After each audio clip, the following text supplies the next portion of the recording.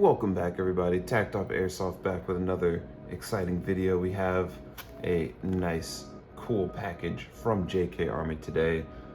Tune in. It's going to be a bit of a long one because I know what's in this package and it's something that I've been wanting for a while. Just some background, I sold the MCX and that's because of what's in this. So thank you to the gentleman who bought the MCX. You helped me be able to get this right here, which is something I've been wanting for a long time. So let's do a cut and we'll get to opening up this package right here.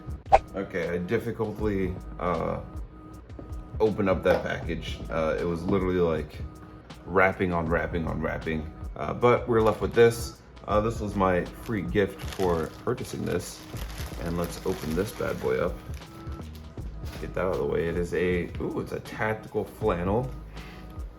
This is probably gonna go to my girlfriend because it is an X small and I cannot fit an X small. So she gets a cool new shirt to use.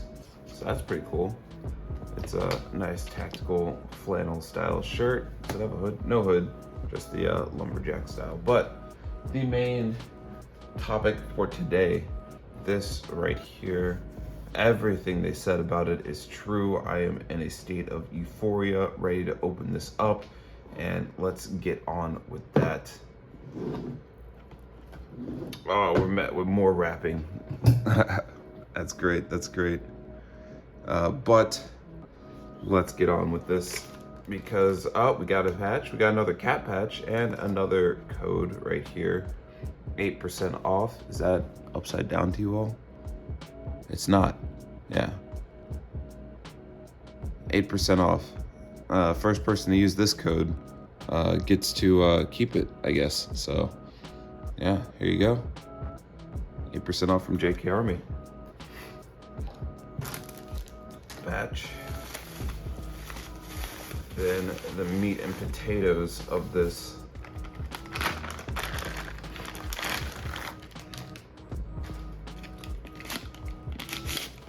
Oh, very lightweight. As you can tell, I forgot to say, leave your comments of what you think it is in the description.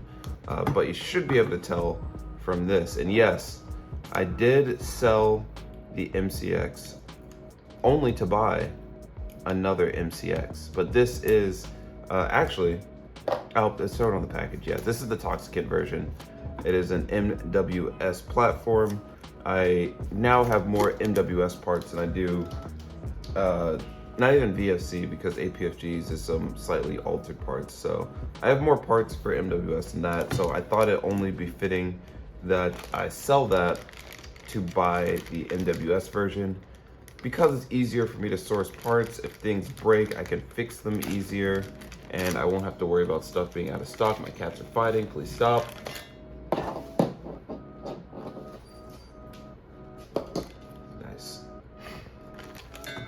So yeah, this is actually a kit that you have to build. So we have a lot of parts here and we'll get to building that in a second. Let me just toss out all of this stuff and slowly start removing the orange tape. I love importing from JK Army because they do such a great job letting customs know that these are airsoft replicas and not actual firearms. Just like YouTube, this is airsoft.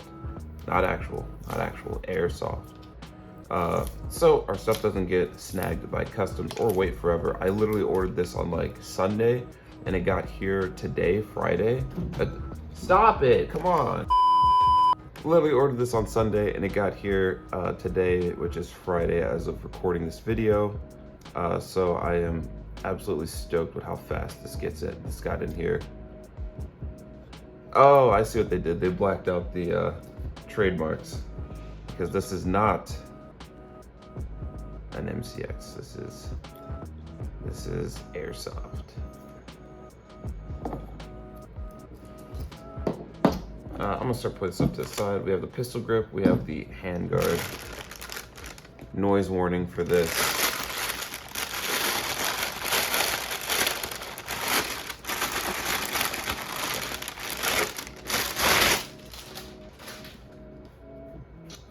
Boom, bada bing.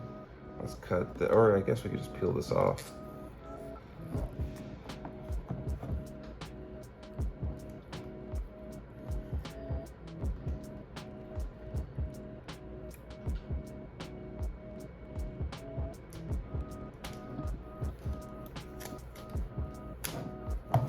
There we go with that. Also, Toxicant, if you're watching, shameless plug, but if you want to send over one of those trigger boxes to do a review on and put together for everybody out here, you know, I'm ready. I can do it. Wishful thinking there. But, you know, if anyone knows anyone from Toxicant or wants to send one over, I would be more than happy to put together a review on that. But it is actually pretty heartwarming looking at our comment section and seeing just how many people make purchases after like seeing my videos. So one, thank you for all. Leave comments in the description if you purchased a replica because you saw one of my videos, and maybe we can actually get a sponsorship one day and you know, be able to get more stuff shown to you all, because I'd be able to spend less money. Not asking to keep anything, like honestly, just being able to review something. Oh, I love how they did this. Okay, so the orange tip was held together by the tape. So now I don't have to worry about using a heat gun to thread off all that stuff, just peeling back this tape. And at this point, I don't know what's more annoying, the tape or the glue, because now I'm worried about cutting into and scraping everything, trying to get this orange tape off. But no, actually, I think I like the orange tape more. I think I like the orange tape more.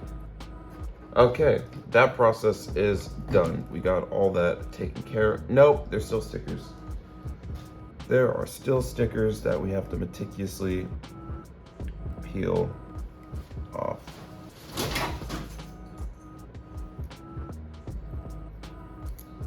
Vertus right there.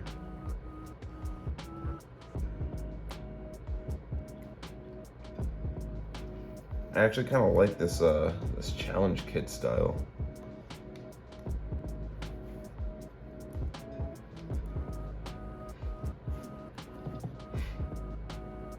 This probably says it too right here.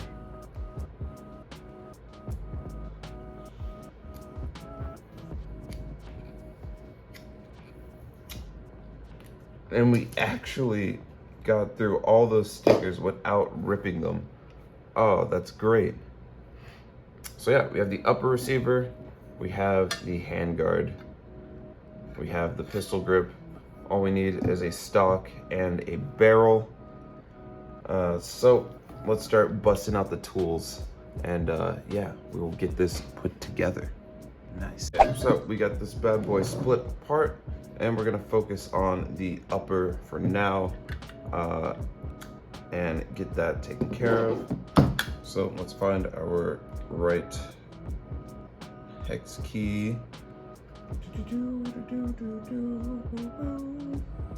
Let's see, this looks like it. Yeah, so this is a T25H. T25H. Get that front one undone. Get this back one undone.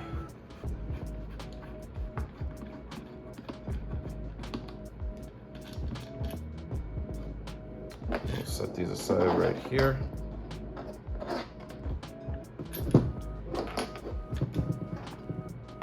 Spar. I'm fairly certain. Well, that was a pin that came from somewhere. Where the heck did that pin come from?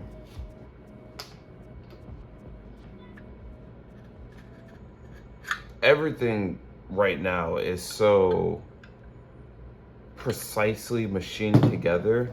You legitimately feel the quality of this. Like I can't put into perspective how well this feels. Like, parts aren't just sticking together, they're sliding out with a purpose. Like, everything's just precisely machined together. It's legitimately unreal how well this fits. There are some slightly looser parts, as you can see that pin that I have no clue where it goes to, that just slid out. A little concerning, we'll have to figure that out in a little bit. But for now, let's put together the hop unit, which is this bag right here. Let me turn this to the side and let's get a barrel for this. So we have this barrel that came out of the CGS, the PDW, before we switched that out. Yeah, before we switch that out. And we have the Quad Friction Pro HopUp bucking and nub that will be thrown onto this. So let's prep this barrel right here. Always the same, just take it, fit it into that little groove area, like your AEG buckings. Get that fitting there. Do a little press check on it. Make sure that the everything is in line and the nub is pressing straight down.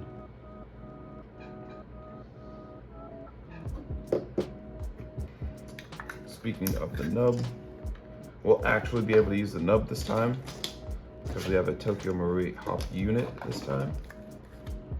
So we'll set that aside and we'll open up our little goodie bag that is the hop unit.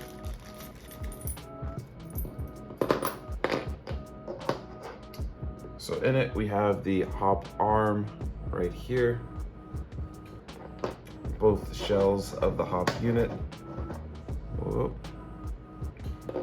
We have another bucking. What type of bucking is this? Let's press down on that. It's actually a pretty similar contact patch. Both of these are the rectangular side.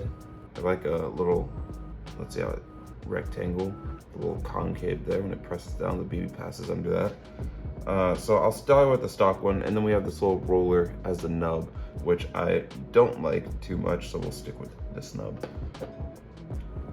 Fitting wise, all you gotta do is put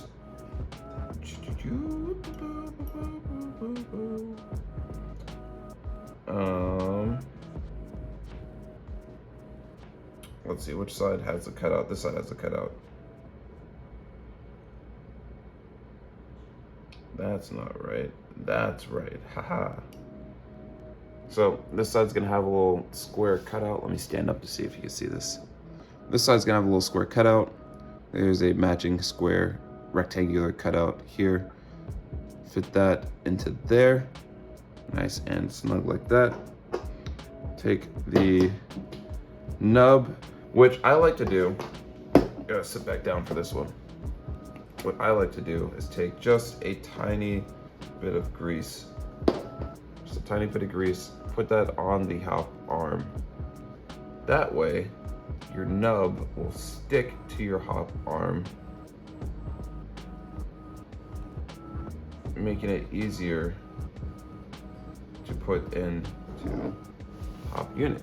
So once you got that, we're just gonna drop that here. Place it down like that.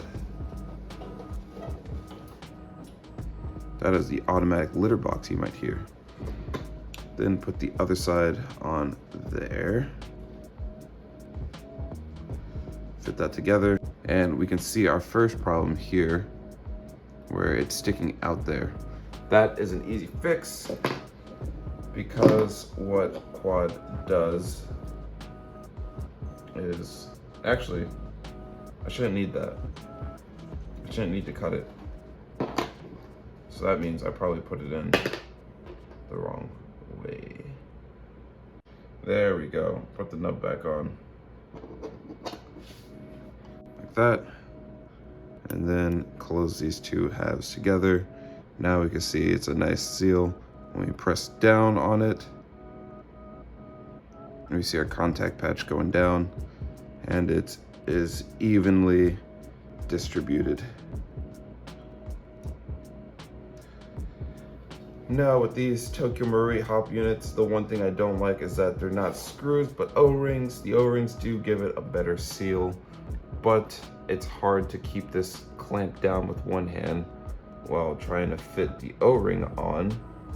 So it might be out of frame, but all you do is stick the, Jesus, just put this O-ring on, and boom, we got it over finally. So yes, this is your put together hop unit right there. Nice there. Press down the lever. We see the nut pressing down in there. Boom, perfect. Perfect. Next on the chopping block, let's just slide this in here real quick. Yeah, that's good, that's good.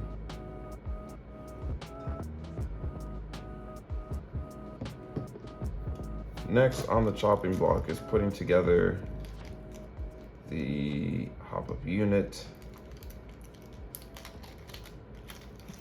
This is, okay, yeah, there's a lot of tiny pieces, tiny pieces. This part, I have less of a knowledge of how to do. I know there's this wheel, this bar. So wheel goes on top, bar goes in the slot. You line it up with that hole, and that's what lifts and lowers this bar. And I'm guessing this fits like this into here. Okay, so we're going to slide this plastic piece that I forgot about into here, then put in our O-ring. Press that all the way down there.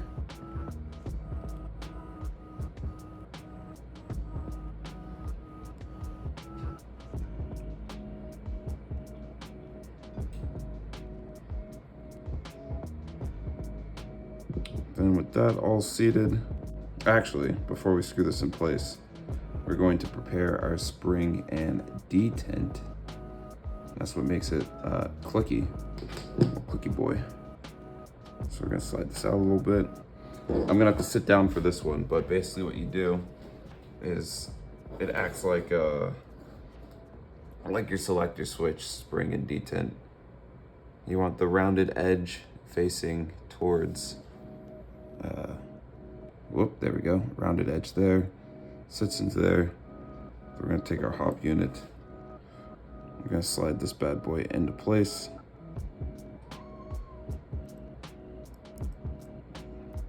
We're gonna slide this out a little more. Get this slid in. Then it's such a tiny piece, we don't wanna lose it. Oh, and I got it first try. It's just gonna sit in that little crevice. Then we can slide this in right here. Yep, there we go. We're getting the audible clicks there.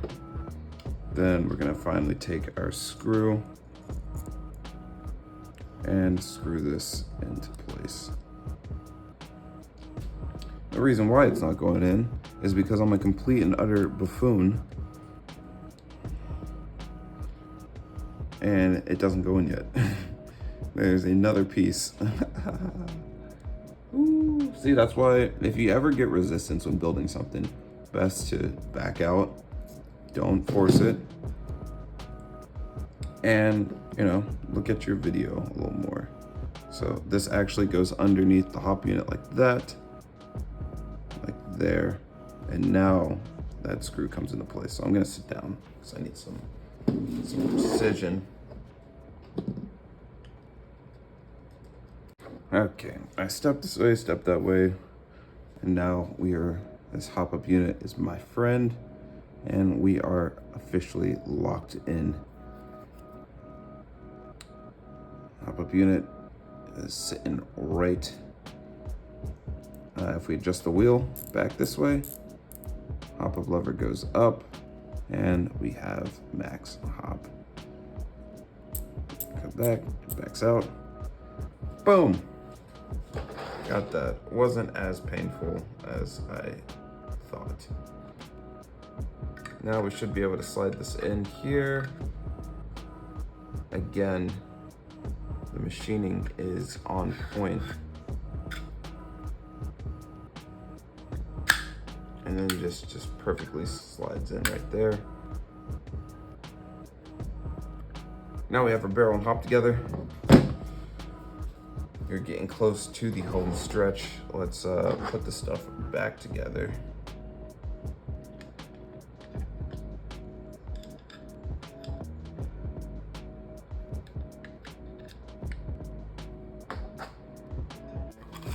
Yeah, we got another baggie with the detent and springs. We're gonna put this out of the way, bring back this lower receiver, and work on that.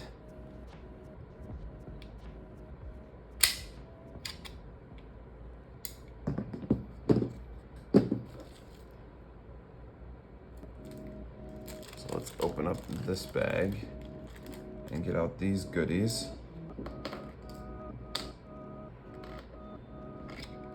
First and foremost, let's get this body pin. You see there's 2 holes here. There are 2 holes there. We're gonna line this up so that they're facing downwards.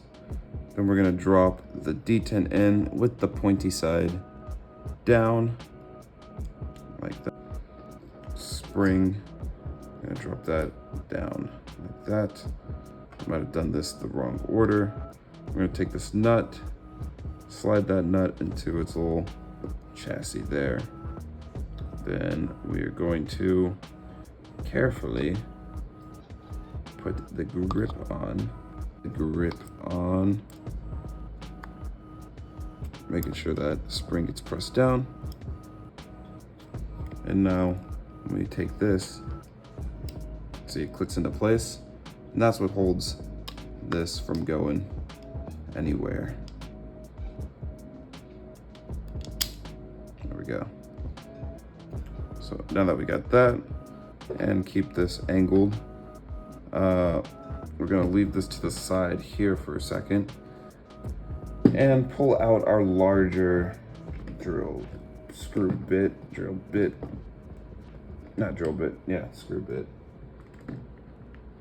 So we're gonna need some length. Then find a hex key that works for this. Hex key or Allen key? Let me know in the description. Do you call these hex keys or do you call them Allen keys? Because I grew up calling them both. Or maybe there's an actual difference between the shape. Here we go. This is a, oh, okay, maybe H stands for hex. H 3.0.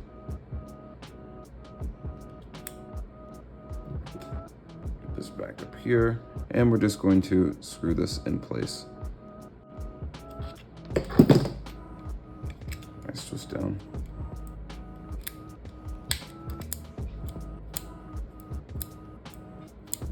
Trigger, nice. Walks into place there. So yeah, we got that. We got a nice rubber buffer here. And this cool Easter egg here, we have SIG's Hour. SIG, their logo right there on the roller. So I love that detail right there.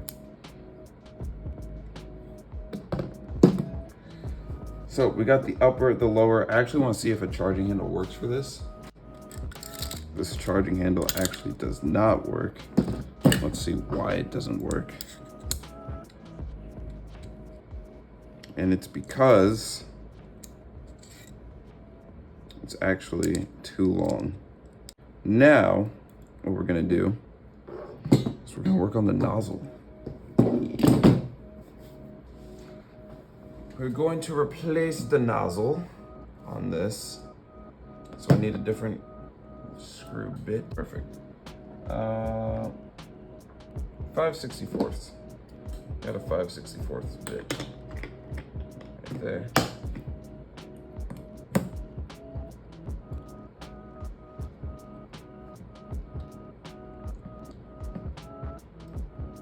I have been warned that these rollers do like to come off. So so be careful, and hopefully no roller comes off in the making of this video.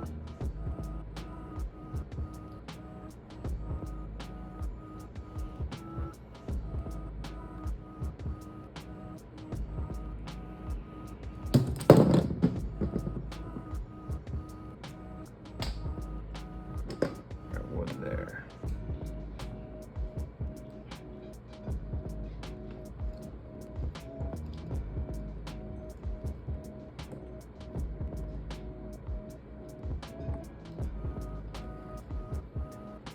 Again, everything is so precisely machined. The price point for me right now, just building it, is justified. This thing is a machined beauty, and it's definitely a piece of work, a work of art, one would say. Boom, now this should be starting to look familiar, because this just looks like a normal TM bolt, just chopped down a little bit. So just like a normal TM bolt, we're just gonna pull the nozzle forward. I'm gonna press, oh, there's a spring. I forgot about that pesky spring. We're gonna watch out about that spring. Pull this forward. And release this.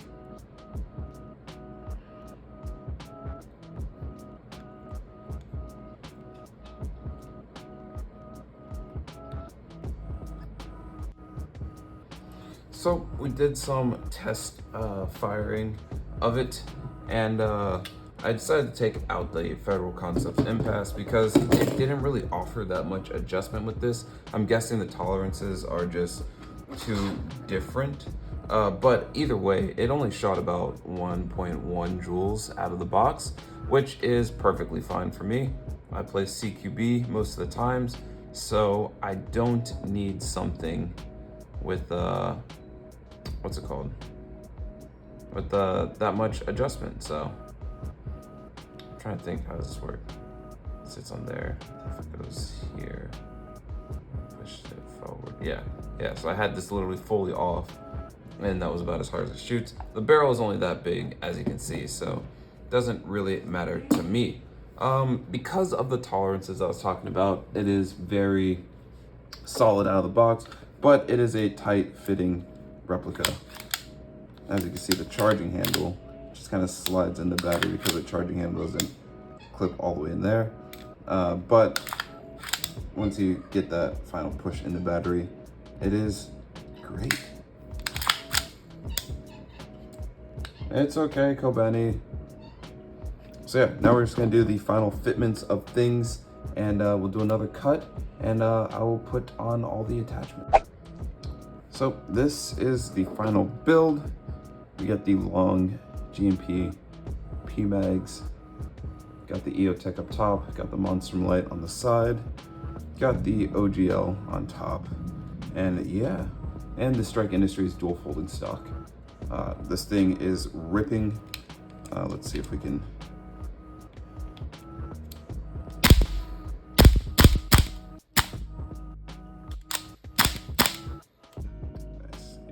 So definitely loving this build, loving this new setup. I don't know if I mentioned before, but we switched out the Federal Concept Impasse to the regular one. It's shooting 1 joule right now, so perfect for CQB, and I'm gonna have a blast using this, so stay tuned for some gameplay with the new Toxicant MCX. Nice.